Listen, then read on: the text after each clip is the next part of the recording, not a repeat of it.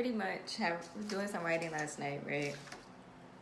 And I was like, Lord, just help me, gather what to say to you all, because I don't want this just to be like mirrorless talking. I'm just talking just to tout. So I don't want that. So, you know what? I'll just go. And for me, I'm just gonna go off again of me. Loving yourself the way you loved your ex and what did it all entails. And what that means is that my example, my experience is that this one person that I was with, I loved who I was with them. And if you're kind of like me, you can be comfortable around them, you can be yourself around them. And then it had me to question, could I not been myself with anyone else?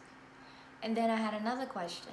If it was no to that answer, to that question, then why? Why can I not be myself with someone else? And why with this particular person, I felt comfortable being myself. And what I learning thus far, is that I wasn't always accepting of myself. I wasn't accepting the totality of who I am and who I'm becoming. I didn't accept it. There was flaws that I had, and some that I would shy away from. And not saying this individual embraced it, but they never spoke on it. And then I look at the caliber of men or guys that I was dating, and I said, okay, well, I'm going to see why you won't care about this or that, you know what I'm saying?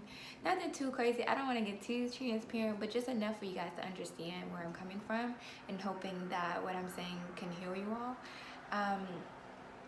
But it was just like,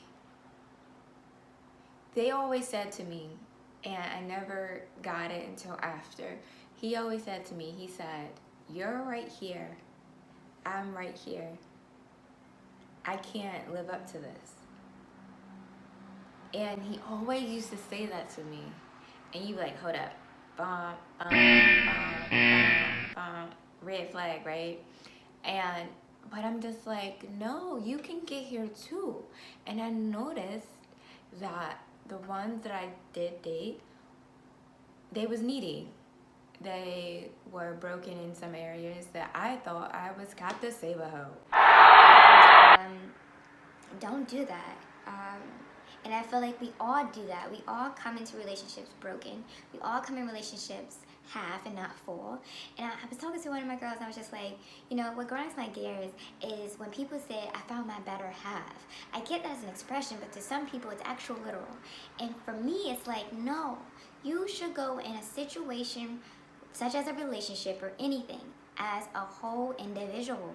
You should not go half. That's like saying, I only love myself half of the time, or not half, because sometimes you have your moments, but I'm not saying no matter what moments you have, love yourself. But it's like saying, I only love half of me, he loves the other half, now I'm whole. No, that doesn't make any sense whatsoever. Don't do that.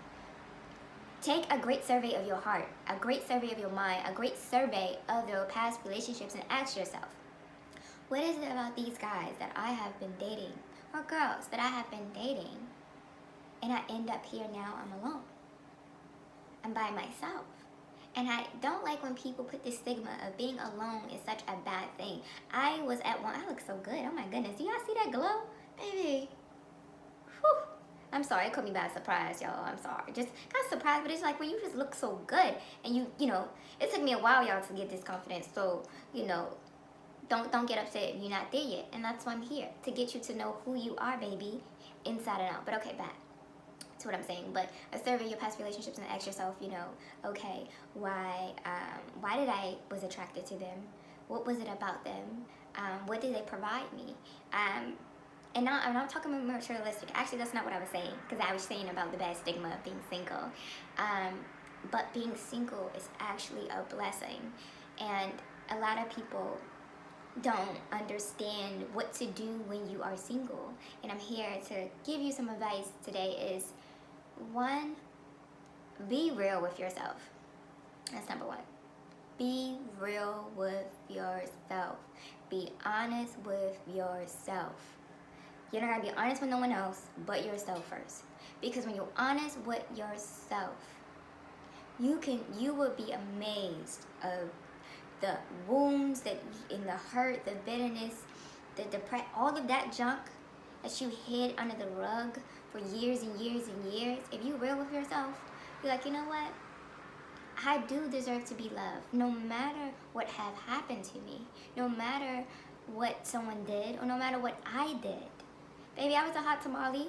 You know, I didn't spread, you know, like, I can't believe it's butter. But, you know what I'm saying? So I can't say, oh, well, I shouldn't have slept with that guy, or I shouldn't even let that guy just, you know, or whatever.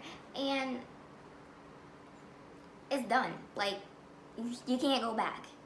You know, but you be mindful of the ones who are still out there in the dating life and still, I'm childish sometimes, who's still doing this, because outside of soul ties, that's a whole nother video, I'm gonna talk about soul ties, but baby, you want your walls, let me get close, baby, you want your walls to be intact, okay honey, like the Gorilla Glue girl, you want that thing to still be like that. So stop, just slow your pace, slow your roll.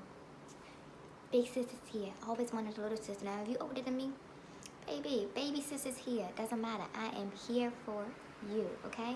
For you, and you, and you, and you, and you, and you, okay? Understand that. So back to what I was saying is that being alone is a blessing. Take a great survey of yourself.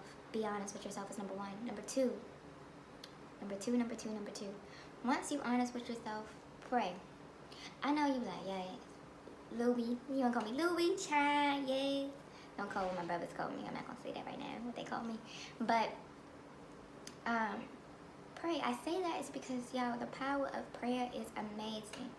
I may sing my songs, my secular songs. I may talk about guns, I may talk about sex, I may talk about, you know, life, but that doesn't take away my love and my belief for God. And I want you guys to understand that is a balance, and that's a whole nother video too, because I was beating myself up about how to balance living for God and being part of the secular world and being in a church, and that's another video. I don't really want to get into that, but establish a relationship with God, I would say would be number one, but I would put only two because you have to first be honest with yourself. Be honest with yourself, so then, too, when you establish that relationship with God, you can be honest before Him. Pray for that pain to go away.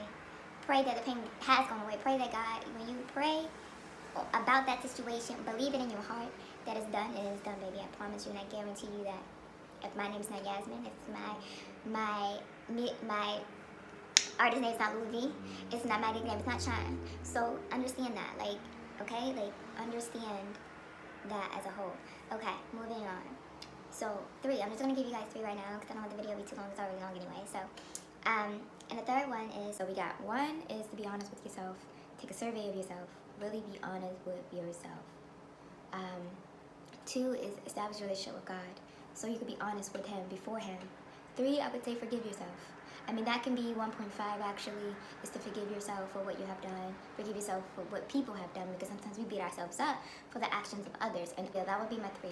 1 is to be honest with yourself. 2 is to establish a relationship with God. Pray, read the Word.